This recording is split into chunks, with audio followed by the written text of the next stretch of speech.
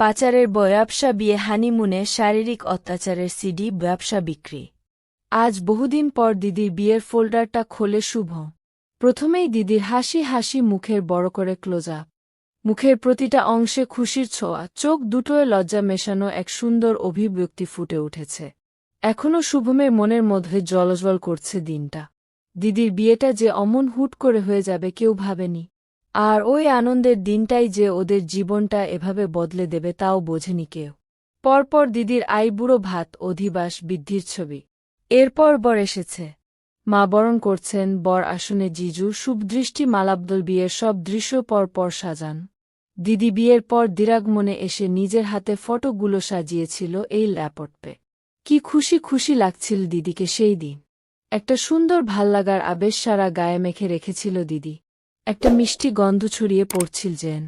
নতুন শাড়ি, গহনায়, টুকটুকে লাল সিঁদুরে তার 20 বছরের চেনা দিদিকে অচেনা লাগছিল মাঝে মাঝে।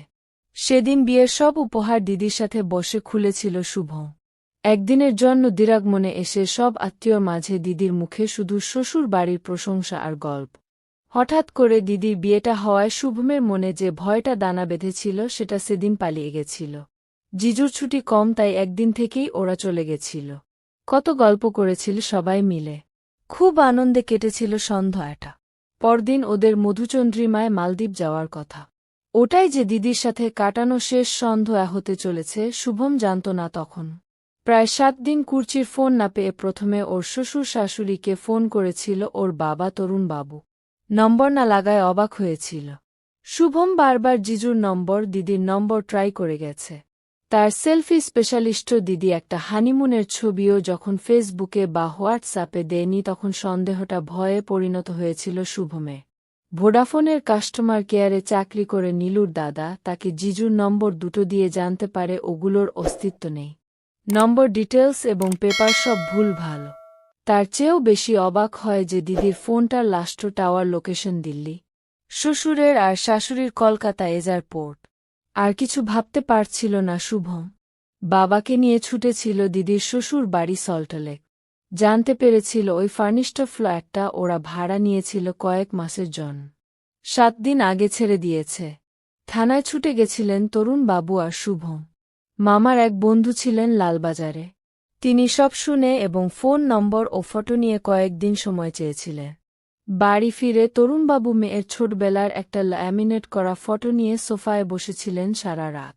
মানিরা দেবী ঠাকুরঘরেই কাটিয়েছিলেন 2 দিন। আর শুভম নেটে তন্ন তন্ন করে সার্চ করেছিল জিজুর প্রোফাইল, যেটা রাতারাতি উড়ে গেছিল। পেপার দেখেই কুর্চির সম্বন্ধটা এসেছিল এর বের হওয়ার 2 দিন পরে। ছেলে আমেরিকা, ফের মুম্বাইতে কর্মরতা, 1 সপ্তাহের ছুটিতে এসেছিল। একমাত্র ছেলে, বাবা মা সল্টলেকে থাকেন। বিকেলেই দেখতে আসতে চেয়েছিলে। আসলে ছেলের ছুটি কম, মেয়ে পছন্দ হলে বিয়ের ফাইনাল করে ফেলবেন সাথে সাথে এমন বলেছিলেন ওনারা। আর বাড়িতে নয়, প্রথম দেখার জন্য ওনারা ইকো পার্কে আসতে বলেছিলেন। বাড়ি গিয়ে মেয়ে দেখতে নাকি ছেলের আপত্তি। পছন্দ হলে বাড়ি তো যেতেই হবে ভবিষ্যতে। এই প্রস্তাবটা সবার খুব ভাল লেগেছিল।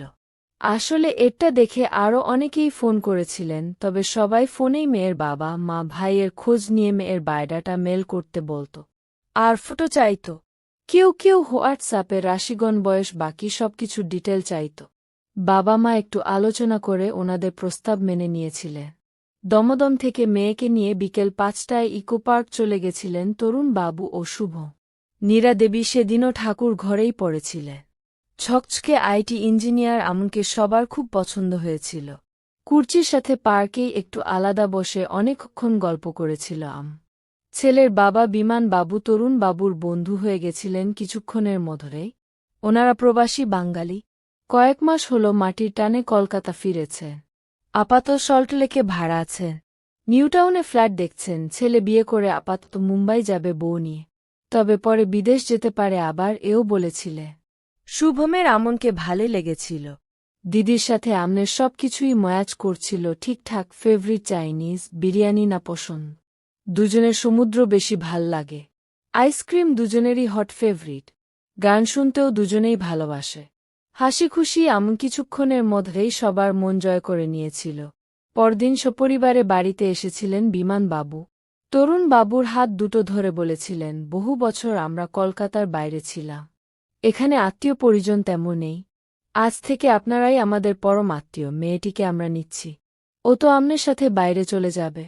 আমরা চার বুড়ো বুড়ি আপনার ছেলে শুভমকে নিয়ে বেশ মিলে মিশে থাকব এখানে। আমনের মা বিপাশা দেবীও নীরা দেবীকে বোন পাতিয়ে ফেলেছিলেন কিছুক্ষণের মধ্যেই। 1 মাসের মাথায় বিয়ের ডেট ঠিক করে আমন ফিরে গেছিল। 1 মাস ঘণ্টায় ঘণ্টায় আমনের ফোন আসত মুম্বাই থেকে। রাত জেগে চ্যাট করত কুর্চি ও শুভমের সাথে। তরুণ বাবুর আত্মীয় বন্ধুরাও হঠাৎ করে কুর্চির বিয়ে শুনে ভালো করে খোঁজ খবর নিতে বলেছিল। কিন্তু চরম ব্যস্ততার মাঝে দেখতে দেখতে 1 মাস কেটে গেছিল। বিপাশা দেবী কুর্চি আর নীরা দেবীকে নিয়েই সব শপিং করেছিলেন। ওনাদের কোনো দাবি ছিল না। নমস্কারীও মানা করে দিয়েছিলেন। এত তাড়াতাড়ি বিয়ে ঠিক হওয়ায় দুপক্ষের দূরের আত্মীয়রা তেমন কেউ আসতেই পারেনি। আমনের 1 মাসি মেসো মামামামি এসেছিল শুধু। বরযাত্রী মাত্র 12 জন। তরুণ বাবুর শালারা সব কলকাতাতেই থাকতেন। উত্তরবঙ্গ থেকে ভাই আর তার ছেলে এসেছিল শুধু। দেখতে দেখতে বিয়ে হয়ে গেল। সবাই কুর্চির শ্বশুর বাড়ির প্রশংসা করেছিল। বৌভাতে কন্যা যাত্রী 50 জন ছাড়া জনা 20 লোক হয়েছিল। তরুণ বাবু আগেই বলেছিলেন চাকরি জীবন ওনার কোচিতে কেটেছে। কলকাতায় তেমন পরিচিতি নেই। সল্টলেকে পাড়ার লোকেরা তেমন মিশুকে নয়। আর ওনাদের পাড়ায় প্রায় সব বাড়িই ফাঁকা। ছেলের মুম্বাই থেকে 3 জন বন্ধু এসেছিল। এই একটা ব্যাপারই শুভমের কেমন যেন লেগেছিল। তবে নীলুদার বোনের বিয়েতে কন্যা যাত্রী গিয়েও এমন দেখেছিল। নীলুদার বোনের শ্বশুর বাড়ি দিল্লি। ওনারা দিল্লি থেকে মাত্র 10 জন এসেছিলেন বলে লোক ছিলেই না প্রায় বৌভাতের দিন। শুধু কন্যা যাত্রী কয়েকজন। এখন কিন্তু নীলুদার বোন ভালো আছে। শুভমের দিদির কপালটাই খারাপ। 1 বছর হতে চল কুর্চির কোনো খবর নেই। দিদির সাথে ওদের বাড়ির সবার হাসি আর আনন্দগুলোও বিদায় নিয়েছে। প্রথম আত্মীয় বন্ধুরা আসত, তবে তারা সান্ত্বনা দেওয়ার বদলে খোঁচা দিয়ে তরুণ বাবুর ভুলগুলো দেখাত বেশ। উনি কেন খোঁজ নেননি, কেন সবাইকে সে সময় ডাকেননি, জানাননি, কেন 1 মাসেই বিয়ে দিতে রাজি হয়েছিলেন, এসব বলতে কেউ ছাড়ত না। তরুণবাবু পাথর হয়ে গেছিলেন। শুভম দিদির খোঁজে যে যা বলেছে করেছে। সোশ্যাল মিডিয়ায় ছবি দেওয়া থেকে বিভিন্ন অপর মহলে দৌড়াদৌড়ি। কয়েক মাস পরে ফেসবুকেই একজন জানিয়েছিল এই ছেলের বাবা মাকে তারা চিনতেন, তবে অন্য এক ছেলের বাবা হিসাবে। 6 মাস আগে তাদের বাড়িও মেয়ে দেখতে গেছিলেন ওনারা। মেয়ে পছন্দ করেছিলেন ছেলের জন। 1 মাসের মধ্যে বিয়ের জন্য চাপ দেওয়ায় ওনারা রাজি হননি, কারণ মেয়ের দাদা বাইরে থাকত। 6 মাস আগে সে ছুটি পাবে না, তাই ওনারা বিয়ে ক্যান্সেল করে দেন। আরেকজন জানিয়েছিল প্রায় এমন দেখতে একটি ছেলে তার বোনকেও পছন্দ করেছিল। মুম্বাই অফিসে ঠিকানা চাওয়ায় দেব দিচ্ছি করে আর যোগাযোগ করেনি। 3 মাস পরে লালবাজারের থেকে মামা খবর এনেছিল এরা একটা বড় গ্যাং, সবটাই সাজানো হয় নিপুণভাবে। বাড়ি ভাড়া নেওয়ার জন্য ফেক আই কার্ড থেকে শুরু করে প্রতিটা রিলেশন নকল হয়। এরা মেয়ে দেখতে এসে খুব আন্তরিকতা দেখায়। তাড়াতাড়ি বিয়ে করিয়ে নিয়ে মেয়েটিকে বিদেশে কোথাও পাচার করা হয়। ছেলেটি বেশ কিছুদিন লুকিয়ে থাকে। আবার নতুন শহরে নতুন পরিচয়ে নতুন করে জাল বিছায়। নিজের লুক চেঞ্জ করে নেয় প্রতিবার। প্রতিটা খবরের সাথে সাথে শুভমের আত্মবিশ্বাস কমছিল ধীরে ধীরে। হঠাৎ একদিন ঘুমের মধ্যে চলে গেলেন তরুণবাবু। নীরা দেবী পূজা বন্ধ করে দিয়েছিলেন বহুদিন। যন্ত্রের মতো সংসারের দৈনন্দিন কাজটুকু শেষ করে মেয়ের ফটো নিয়ে বসে থাকতেন। হঠাৎ একদিন শুভমের কাছে মেসেঞ্জারে একটা মেসেজ আসে। অচেনা এক ভদ্রলোক একটা ফোন নম্বর দেয় এবং কিছু জানাতে চায়। সমুদ্রের মধ্যে একটা খড়কুটো আঁকড়ে ধরার মতো নম্বরটায় ফোন করে শুভম। ভদ্রলোক নিজের মেয়ের খোঁজ করছেন একইভাবে। উনি শুভমকে দেখা করতে বলেন বেহালায়। অনেক আশা নিয়ে শুভম যায় সেদিন। ভদ্রলোক ওকে দেখে এবং সব শুনে বলেন তাদের গল্পটাও এক, শুধু ছেলেটা আলাদা। এরপর উনি শুভমকে বলেন, মেয়েগুলোর সাথে খুব খারাপ হয়েছে বুঝতে পারছ নিশ্চয়ই, কিন্তু কতটা খারাপ তোমার কোনো আইডিয়াও নেই। চোখ দুটো দিয়ে যেন আগুন বের হচ্ছিল না। শুভমের হাতে দুটো সিডি দিয়ে বলেন, দেখে সহ্য করতে পারবে না জানি, তবু দিলাম। এই যে ওরা মাসখানেকের জন্য বাড়ি ভাড়া নেয়, খরচা করে বিয়ে করে, কেনাকাটি করে, প্রতিটা অপারেশনের জন্য আলাদা ফোন সিম নেয়। এসবের খরচা হিসাব করেছ কখনো? একটা মেয়েকে এভাবে তুলতে 1 মাসের বেশি সময় এবং বেশ কয়েক লাখ টাকা খরচা। যেখানে খোলা বাজারে একটা মেয়েকে ৩-৪ লাখে কিডন্যাপ করে বিক্রি করা হয়। তাহলে এভাবে বিয়ের নামে খরচা করে মেয়ে তুলে কি লাভ, এটাই বড় প্রশ্ন। এর উত্তর আছে তোমার হাতের সিডিগুলোয়। আমি এক মেয়ের বাবা, তোমার থেকে বয়সে অনেক বড়। কিন্তু এই নীল ছবিগুলো আমি বাধ্য হয়ে দেখেছি। আরব দেশে প্রচুর বিকৃতকাম শেখ ও বড় ব্যবসায়ী আছে। উত্তেজনার জন্য ওরা কি না করে। এখন নতুন শুরু হয়েছে এসব সিডির ব্যবসা। নতুন বিবাহিত দম্পতির প্রথম রাত, মধুচন্দ্রিমার রাত, অরিজিনাল রেপের ছবি, অল্প বয়সী মেয়েদের উপর শারীরিক অত্যাচারের অরিজিনাল সিডি, এসব দেশে লাখ লাখ টাকায় বিক্রি হয়। তেমন বিশেষ বিশেষ ছবির দাম ওঠে কোটির ঘরে। তবে এর জন্য নতুন নতুন মুখ দরকার।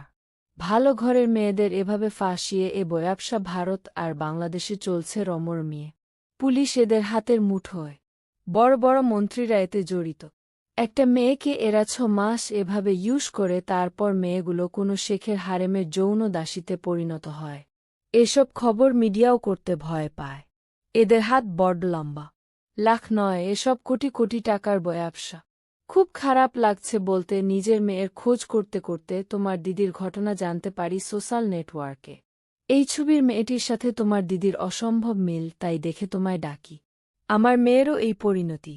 এখন বিদেশ মন্ত্রকে দৌড়াদৌড়ি করেও কিছু লাভ হচ্ছে না। মেয়েটা ঠিক কোথায় আছে, কোন দেশে, তাই জানি না। তবু যদি আমরা একজোট হয়ে চেষ্টা করি, হয়তো কিছু করতে পারব। অন্তত মানুষ সচেতন হলে এসব ঘটনা কমবে। মেয়ে বিয়ে দেওয়ার আগে ছেলের সম্পর্কে লোকে ভালো করে খোঁজ নেবে। অন্ধকার ঘরে বসেছিল শুভ। আলো জ্বালতে ইচ্ছা করছে না। সিডি দুটো টেবিলে, সাহস হয়নি চালিয়ে দেখতে। কভার ফটোতেই যে নগ্ন মেয়েটির ছবি, একটু খুঁটিয়ে দেখলেই ওটা যে কুর্চির বোঝা যায়। মুখটা এবং সাজগোজ যদিও বদলে গেছে অনেকটাই। হঠাৎ ডোর বেলটা বেজে ওঠে, নিস্তব্ধতা খান খান করে। ধীর পায়ে উঠে শুভম খুলতেই দেখে প্রলয়, কলেজের বন্ধু। ঢুকেই বকবক শুরু করে দিল। ওকে নিজের ঘরে নিয়ে যায় শুভ। বোনের বিয়েটা হঠাৎ করেই ঠিক হয়ে গেল বুঝলি। বোনের এক নেট ফ্রেন্ড। আমাদের স্বজাতি, পাল্টি ঘর। ছেলের ব্যাঙ্গালোরে চাকরি। মানেই ওরা এসেছিল গত সপ্তাহে, কোনো দাবি নেই। রেজিস্ট্রি, বিয়ে হবে সামনের সপ্তাহে। কার্ড করার আর সময় পাইনি। আসলে ছেলে নেক্সট মাসে কানাডা চলে যাবে বুঝলি। আপাতত বিয়ে করে হানিমুনে যাবে। শুভমের কানে আর কোনো কথা ঢোকে না। কথা বলতে বলতে প্রলয় নিজের মোবাইল থেকে ফটো দেখাচ্ছিল পটাপ। না, এই ছেলেটিকে শুভম চেনে না। তবে ছেলের বাবার মুখটা বড্ড চেনা। তাড়াতাড়ি দিদির বিয়ের ফটোগুলো খোলে শুভ। আমনের মামার সাথে বড্ড মিল। শুধু আমনের মামার মুখে ফ্রেঞ্চ কাট দাড়ি, মাথায় টুপি, ইনি ক্লিন শেভড। টুপি নেই, অল্প টাক মাথায়। প্রলয় বকেই চলেছে তার বোনের আসন্ন ভাগ্য নিয়ে।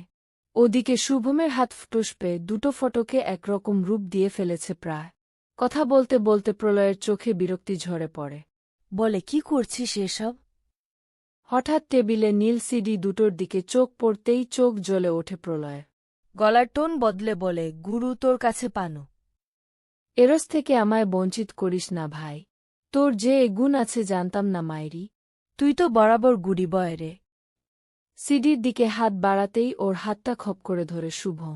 কেটে কেটে বলে, বোনের বিয়েটা আটকা, নয়তো কদিন পর ওর এমন সিডি বাজারে দেখতে পাবি বলে দিলাম।